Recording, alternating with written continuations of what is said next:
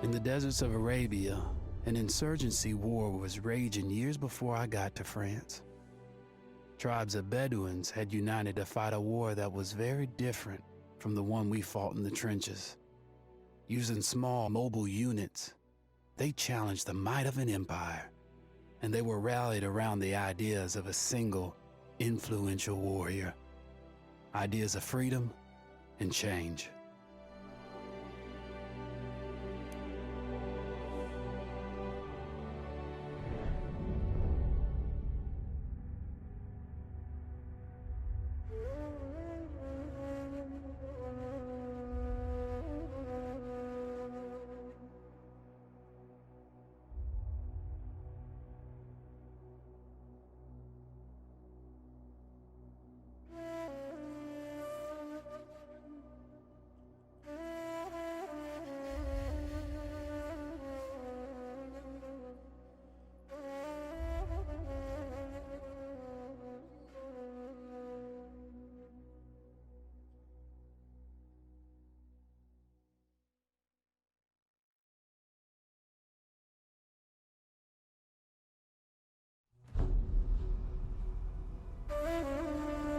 The Arabian Desert, a vast ocean of drifting sands and scorched, sun-baked rocks. Beneath these endless dunes, oil, the lifeblood of our new mechanical century. For more than 400 years, the Ottoman Empire has ruled these lands, controlling all that's to be found here. But the Ottomans do not rule unopposed. Small bands of Bedouin rebels have united to overthrow the empire. They strike without warning and then vanish into the desert. Fighting alongside them is a lone British officer whose exploits have earned him wide renown.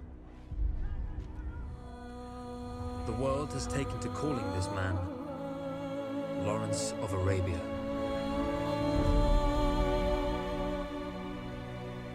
In the desert, you rely on good planning, but you also hope for a dash of luck. And luck was with us when we learned of a recently derailed Ottoman train carrying a most interesting piece of cargo.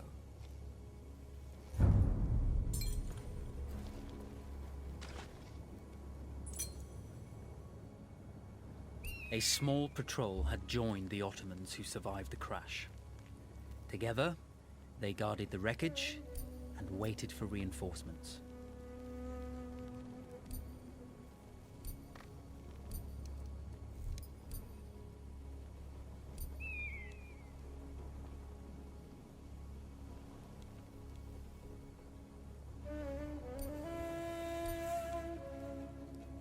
When your enemy has better weapons and better equipment than you, steal from your enemy.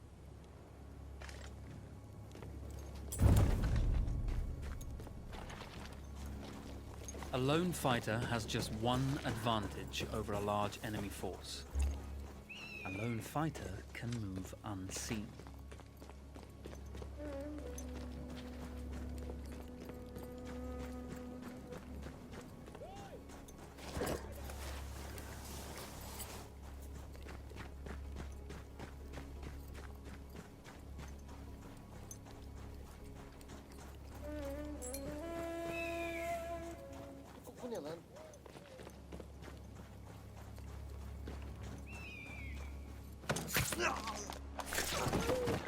The tribesmen fought unconventionally, using weapons they knew well.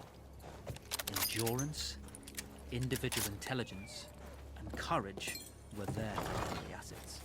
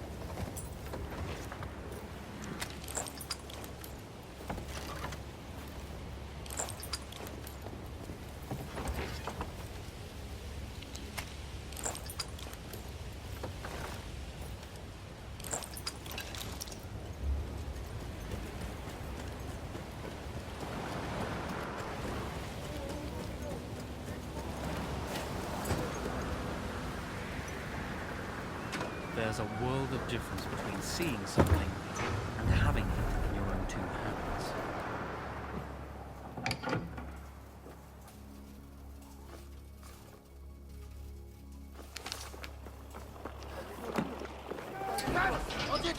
Come out! It's over.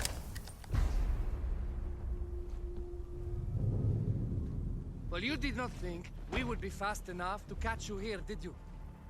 Lawrence of Arabia.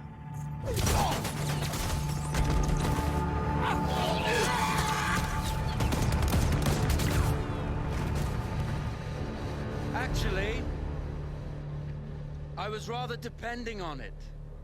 Lawrence. Well, this is very clever. Now the hunter becomes the hunted. So who might you be? How enchanting you are, my dear. Ahmed. I'll show you enchanting. If it weren't for you, I'd be free. Free, is it? You'll be free when you're dead. And I'm happy to tell you, the Empire intends to grant you all this freedom very soon. Even now, an engine of destruction scours this desert, obliterating your allies, your families, your homes. Soon there will be nowhere to run. Nowhere to hide. Soon all that you know, and all that you love, will be ashes. You will all be free to die. Oh. Ah, you animal! Zara. Oh. Now, I understand that you would like nothing more than to strip the flesh from that man's feet and send him off into the desert naked to die. But think about it. You're right. I'm sorry. My friend here, she can be a little brusque. You're going to tell me how to lie to your train, so we can lure it into a trap and destroy it. Impossible. To even begin to talk to that train, you would need an entire book of communication codes. Oh, like this one, you mean? You can never stop the progress of machines. One day, the whole world will take your lands and the precious black gold beneath its sands. We shall see, my friend.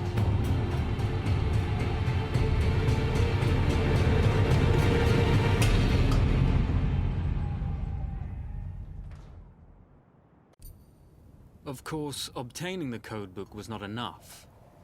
To destroy this Iron Dragon, this Canavar, as the Ottomans had named it, we had to send it 3 encrypted messages telling it to stand down. There were Ottoman outposts scattered along the railroad tracks. The commanders there carried high-priority message capsules. We had to use those to send our orders. Infiltrating the village wouldn't be easy. A full detachment of Ottoman soldiers had occupied it. The Ottomans had chosen an isolated location for their desert outpost. It seemed lightly defended. It was also well stocked with arms and equipment. The ancient ruins were all that remained of a civilization now lost to time. The Ottoman Empire brought in the modern world with a host of armored vehicles and field guns. 3 commanders to eliminate, 3 personal message capsules to be stolen, and then sent with our false orders. How Zara tackled this dangerous and audacious mission was up to her.